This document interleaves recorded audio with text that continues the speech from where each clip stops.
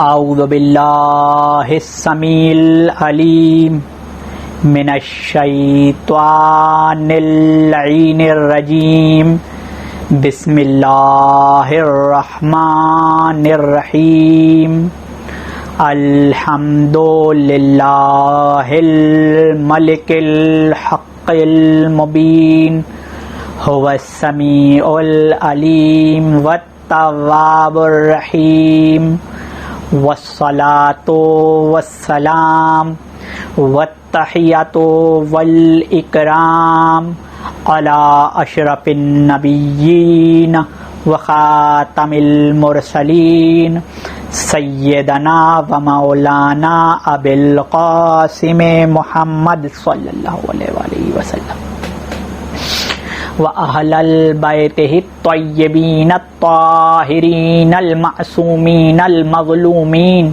أما بعد فقد قال الله تعالى في كتابه المبين بسم الله الرحمن الرحيم فأقم وجهك للدين حنيفا فطرة الله التي فطر الناس عليها لا تبديل لخلق الله صلوات اللهم صل على محمد وآل محمد۔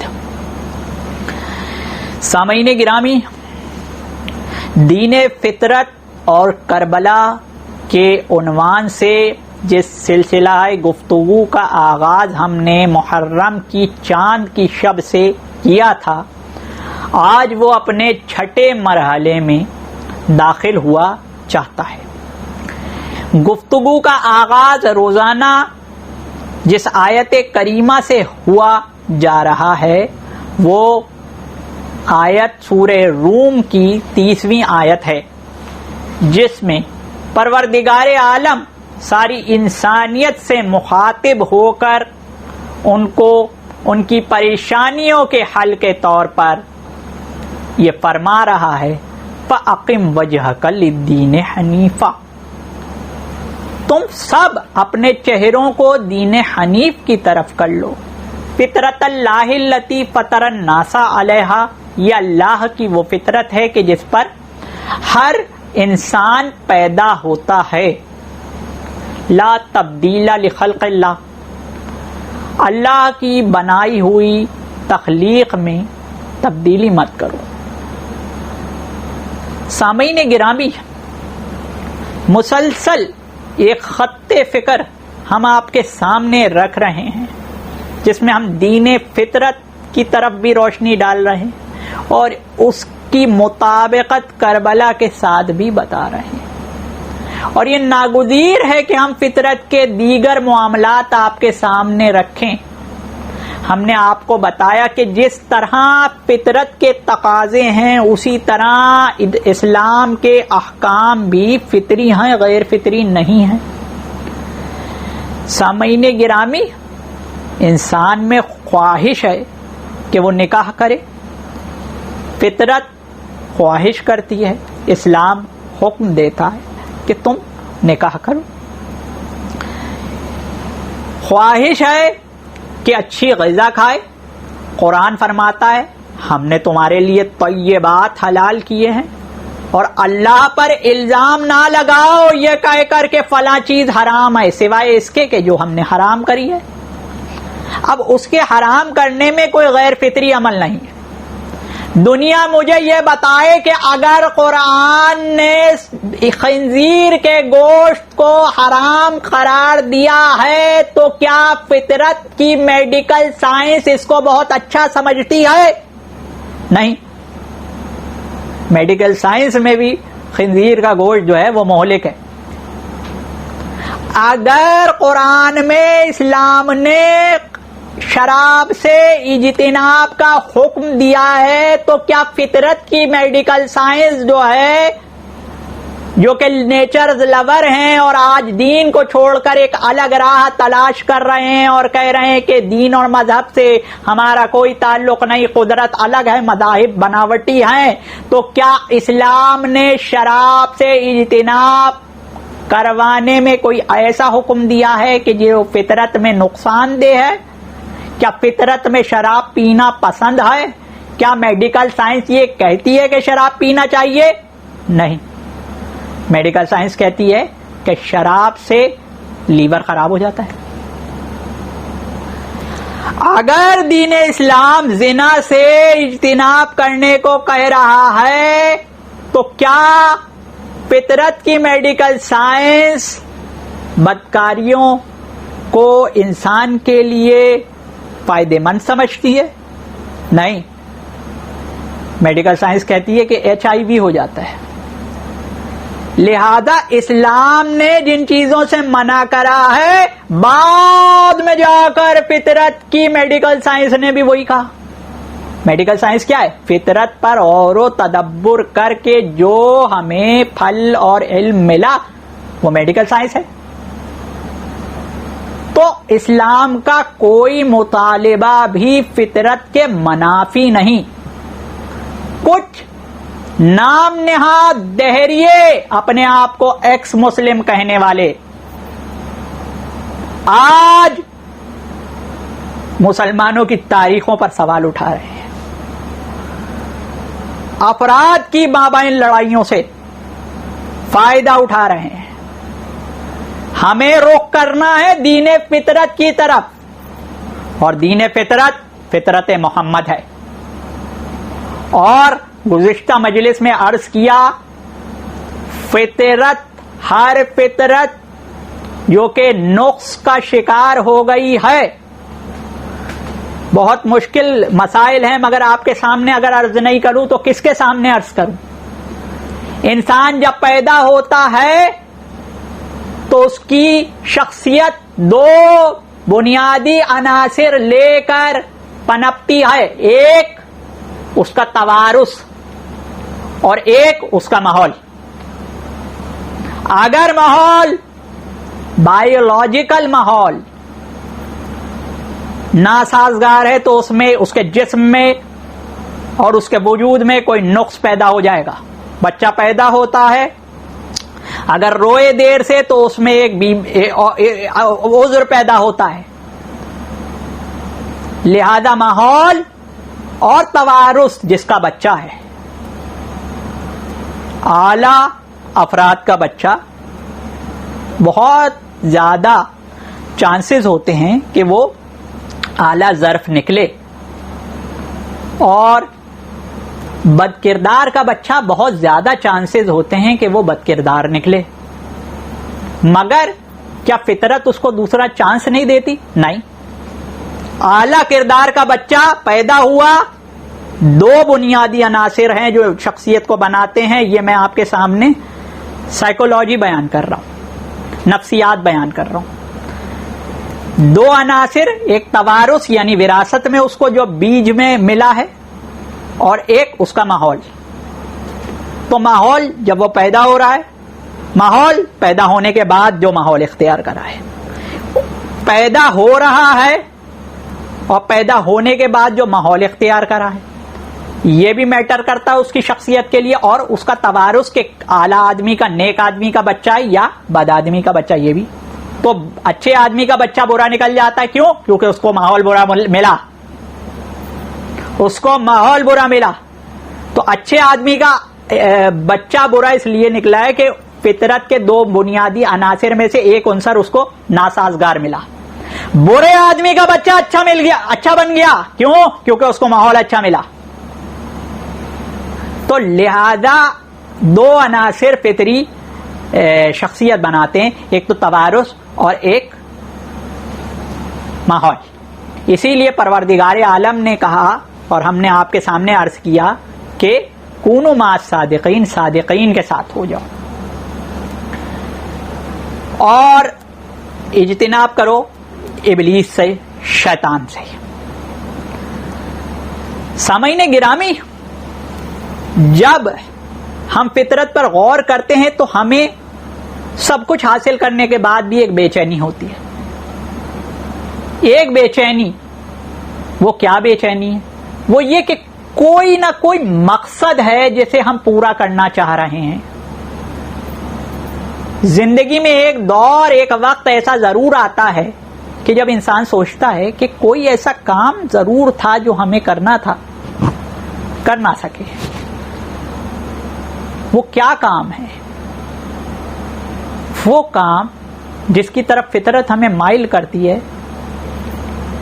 وہ کام ہے اپنی اصل کے بارے میں معلومات حاصل کرنا، اپنے وجود کے بارے میں، اصل میں ہماری پیدائش کا سبب کیا ہے. کیا ہم عبث پیدا کر دیے گئے ہیں؟ جیسا قرآن میں فرماتا ہے ہم نے تمہیں عبث پیدا نہیں کیا ہے. لہذا انسان جب سے پیدا ہوتا ہے اس کے دل میں فطری طور پر سوالات اکٹھا ہوتے ہیں، اور وہ سوالات شروع ہوتے ہیں اس کی پیدائش سے.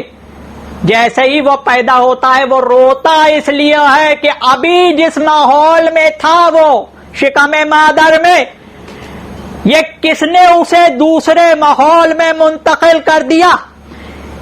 وہ ہوائیں، وہ فضائیں، وہ روشنیاں جو ابھی تک اس کے وجود سے نہیں ٹکرا رہی تھی، یہ کیسی روشنیاں ہیں، کیسی آوازیں ہیں اب جو اس کے نومولود جسم اور کانوں سے، آنکھوں سے ٹکرا رہی ہیں. یہ سب مل ملا کر اس کے ذہن میں اتنے سوالات کا انبار بنا دیتے ہیں کہ وہ رونا شروع ہو جاتا ہے. یہاں تک کہ اس کی ماں اس کو سینے سے لگاتی ہے.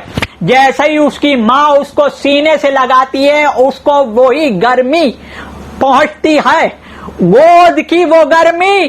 وہ یاد کر لیتا ہے کہ جس ماحول سے وہ آیا تھا. بچہ خاموش ہو جاتا ہے. یہ فلسفہ ہے کہ ماں کی گود میں بچہ خاموش کیوں ہوتا ہے. اس کے سوالات کے جوابات مل جاتے ہیں. جہاں ماحول سے آیا ہے اسی ماحول میں واپس چلا گیا. سامعین گرامی، ایک بچے کو سینے سے لگا کر ماں کو کتنا سکون ملتا ہے یہ کوئی مرد اندازہ نہیں کر سکتا. کربلا میں ایک 6 ماہ کا بچہ تھا جو کہ پانی نہ ملنے کی شکایت بھی نہیں کر سکتا تھا، ابھی بولنے کے بھی قابل نہ ہوا تھا. سامعین گرامی، یہ بچہ فطرت کے امام مظلوم سید مظلومین سید الشہداء حسین ابن علی علیہ السلام کا بیٹا علی اصغر تھا. سامعین گرامی، سوچئے تو صحیح کہ وہ ماں اس نے کس جگر سے اپنے بچے کو مقتل روانہ کیا ہوگا جو اپنے بچے کو ہمہ وقت سینے سے لگائے رہے. اس نے آخری اللہ حافظ کیسے کہا ہوگا، اور کس دل سے اور کس جرت سے حسین ابن علی ایک ماں سے اس کا بیٹا یہ کہہ کر مانگ رہے ہیں کہ شاید اس کو پانی پلانے لے کر جاؤں. علم امامت جانتی ہے کہ یہ زندہ لوٹ کر نہیں آئے گا. جہاں جا رہا ہے وہاں سے کوئی زندہ لوٹ کر واپس نہیں آیا، مگر شہید زندہ ہے، بے شک زندہ ہے. سامعین گرامی، حسین ابن علی علیہ السلام نے اصغر کی مادر سے کہا کہ مجھے دو اس بچے کو، ہو سکتا ہے میں اس کو تھوڑا پانی پلا کے لے آؤں. فطرت کے امام تھے. کل ہم نے آپ کو بتایا تھا سب سے پہلے شبیہ محمد بھیجی، شاید وہ دین حنیف کی طرف رخ کر لیں. نہیں، ان کی نصیب میں بدبختی تھی. اور اب ایک ایسی شخصیت کو لے کر جا رہے ہیں جو ابھی بھی فطرت پر ہے، ابھی بھی فطرت پر ہے. فطرت اللہ التی فطر الناس علیہا. علی اصغر تو فطرت پر ہے. علی اصغر سے کس کی دشمنی ہے؟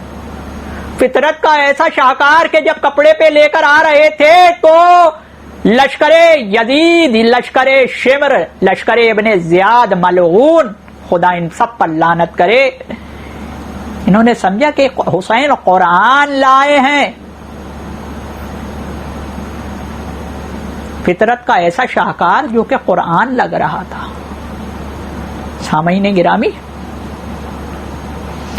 حسین ابن علی علیہ السلام نے جب چادر ہٹائی تو فوج اشقیہ نے دیکھا کہ ایک ننھا سا بچہ ہے. تو پھر فوج اشقیاء میں بغاوت کا سما پیدا ہو گیا کہ اب کیا ہماری جو لڑائی ہے وہ فطری بچوں سے بھی ہوگی. یہاں تک کہ